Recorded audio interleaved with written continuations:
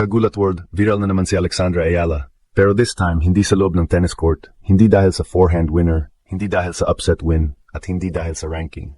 Ang pinag-uusapan ngayon ng fans, si Alex, spotted daw sa Bad Bunny concert, at mabilis itong kinagat ng social media dahil ibang klaseng crossover ang dating. Tennis star ng Pilipinas, Wimbledon breakout name, tapos biglang makikita sa global pop culture scene. Kaya maraming fans ang napasabi, iba na talaga ang level ng kasikatan ni Alex. Linawin natin agad. Hindi ito ibig sabihin may issue, hindi ito scandal, at hindi ito dapat gawing personal na intriga. Ang mas malaking story dito ay simple pero malakas. Si Alex ay hindi na lang kilala ng tennis fans. Unti-unti na siyang nagiging lifestyle figure, youth icon, at global sports personality na kahit simpleng concert sighting, nagiging content na agad. At doon papasok ang ginulat ang mundo angle. Kasi dati, kapag Pinoy tennis player ang pinag-uusapan, scores, rankings at qualifiers lang ang laman ng balita. Ngayon, si Alex nasa Wimbledon headlines, nasa international media, nasa fan edits, nasa viral clips, at ngayon pati concert sighting pinag-uusapan. Ibig sabihin, lumalawak na ang aura niya beyond tennis. Ito ang tunay na senyales ng star power. Kapag ang isang atleta, kahit off-court moment, pinapansin na ng fans, ibang level na yan. Hindi lang siya player, siya ay personality.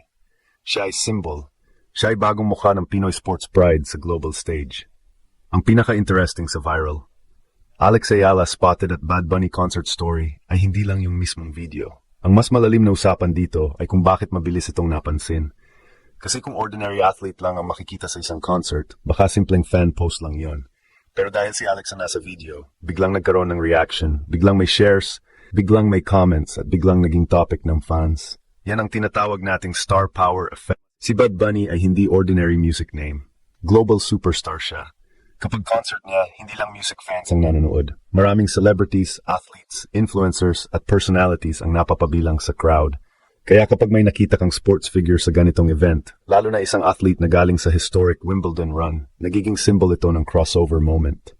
Si Alex, nakilala natin sa tennis court bilang fighter, focused, composed, at fearless, makikita naman ngayon sa mas relaxed na environment. At para sa fans, refreshing yon. Bakit? Kasi nakikita nila na tao rin si Alex. After the pressure of Grand Slam tennis, after the intense matches, after the media attention, after carrying the Philippine flag in front of the world, may moment din siya para mag-enjoy, huminga, makinig ng music, at maging normal 21-year-old. Pero dahil sa level ng fame niya ngayon, kahit normal moment, nagiging viral. Dito makikita kung gaano kalaki ang binago ng Wimbledon run ni Alex. Hindi lang siya nanalo ng matches, nanalo siya ng attention. Hindi lang siya pumasok sa next round, pumasok siya sa consciousness ng international sports fans. At kapag ang isang athlete ay nasa ganung stage na, bawat galaw nagkakaroon ng meaning. Kapag nag-practice, content. Kapag pumirma ng autograph, content. Kapag ngumiti sa fan, content. Kapag na-spotted sa concert, content pa rin. Pero magandang linawin ito. Hindi kailangan gawing exaggerated na intriga ang concert sighting. Hindi ito dapat gawing issue. Hindi rin dapat gawing parang may malaking hidden meaning. Ang tamang basa dito, Alex is becoming culturally visible. Ibig sabihin, kinikilala na siya hindi lang bilang tennis prospect, kundi bilang isang young global personality. At para sa Pilipinas, malaking bagay yon. Dati kapag sinabing Pinoy athlete sa international stage, kadalasan boxing ang unang pumapasok sa isip ng mundo. Manny Pacquiao ang benchmark. Pero ngayon, unti-unting nagkakaroon ng bagong mukha. Isang young Filipina tennis player na matapang, articulate, humble, at may appeal sa younger generation. Kaya kahit sa ganitong viral clip, mararamdaman mo yung shift. Si Alex ay hindi na lang magaling sa tennis. Siya ay napapansin. At sa mundo ng sports entertainment, malaking currency ang attention. Kung iisipin mo, ito ang klase ng exposure na hindi nabibili basta-basta. Pwede kang manalo ng match pero hindi ka pa rin maging mainstream. Pwede kang may ranking pero hindi ka pa rin viral. Pero si Alex, iba ang dating. May laban siya sa court, may personality siya off-court, at may emotional connection siya sa fans. Kaya kapag lumabas ang clip na nasa Bad Bunny concert siya, maraming Pinoy fans ang proud agad. Parang sinasabi nila, uy, si Alex, global scene na talaga. At doon talaga nakakagulat. Hindi dahil bawal siya mag-concert, hindi dahil kakaiba ang manood ng music event. Nakakagulat ito dahil pinapakita nito ng orbit ni Alex ay lumalawak. Tennis, media, fans, music culture, social media, lahat ito nagsasama-sama para buuin ang bagong image niya. Isang Pinay athlete na hindi lang lumalaban sa world stage, kundi nakikita na rin sa global pop culture space. At kung gagawin natin itong mas malalim na analysis, ang viral Bad Bunny concert sighting ni Alex ay isang maliit na clip pero malaking clue sa kanyang growing brand. Sa modern sports, hindi na sapat na magaling ka lang sa laro. Kailangan may story ka. Kailangan may connection ka sa audience. Kailangan may moments ka na madaling maintindihan ng ordinary fans. At si Alex, halos natural yon sa kanya. Sa tennis court, ang story niya ay grit, history at Filipino pride. Siya ang athlete na lumaban sa malalaking pangalan, nagpakita ng tapang at nagbigay ng bagong paniniwala sa Philippine tennis. Pero off the court, ang story niya naman ay relatability. Hindi siya mukhang unreachable superstar na puro spotlight lang. May moments siya na simply, young, relaxed at genuine, kaya mabilis siyang minamahal ng fan. Ito ang dahilan kung bakit malakas ang ganitong content.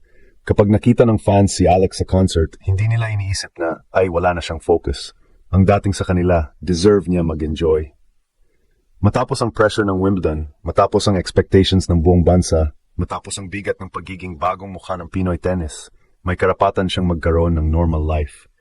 At ironically, dahil normal ang moment, mas lalong lumalakas ang connection niya sa public. Dito rin makikita ang difference ng bagong generation ng athletes. Noon, ang sports stars parang nasa hiwalay na mundo.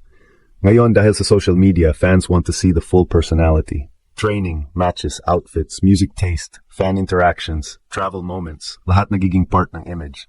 At kung maayos ang handling, hindi ito distraction. It can actually build stronger support. Para kay Alex, magandang sign ito. Kasi habang wala pang next big match o habang nagpapahinga siya after a heavy tournament run, buhay pa rin ang usapan sa pangalan niya. Yan ang goal ng isang star brand. Kahit walang laro, may interest pa rin. Kahit walang scoreline, may engagement pa rin.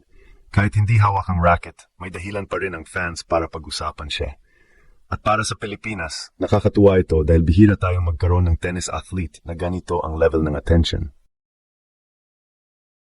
Hindi lang sports pages ang interesado, pati casual fans, entertainment crowd at social media audience nakikisali na. That is how you know na may mainstream crossover na nangyayari.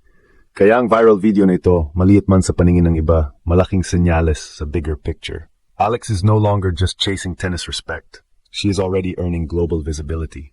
At habang mas maraming tao ang nakakakita sa kanya, sa court man o off-court, mas lalong lumalakas ang kanyang impact. At simple lang ang ending nito. Alex Ayala spotted at a Bad Bunny concert is not just a concert moment. It is a popularity moment. It is a cultural moment.